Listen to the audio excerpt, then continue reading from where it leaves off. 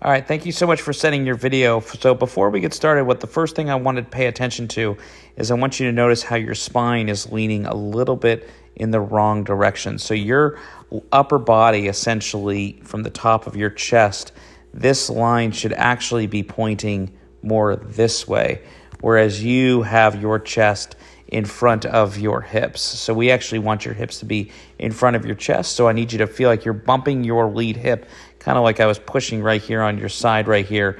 And that would allow your hip to get more out in front of you towards the target, which would allow you to set up with the right amount of tilt. The other way you can do this is kind of run your hand down to the middle of your leg, and then your hand should touch the middle of your knee with your weight going down your lead side. So that's the first thing with your setup. Now, in your backswing, what I want you to take notice of is that if I put this line here on the trail side, you're going to see that that pocket of that trail hip actually shows more behind the ball, right? So that's really showing how you're swaying in your backswing. And at the same time, once again, this also stacks up your upper body, which is going to make your hands too high and your downswing too steep.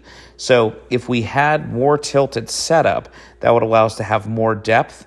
And then if we were gapping away from this line, that would also allow us to have more depth. So aside from your setup, what I want you to do is kind of put a stick right here on your trail side coming out of the ground. And I want you to try to turn and not stick it into your side, but rather create a little bit of a gap right here between you and that stick, because that'll create the proper amount of depth so that now when you come down, you can attack it more being on plane, and then you can eliminate that hook out of your swing. All right, thanks so much and hope this helps.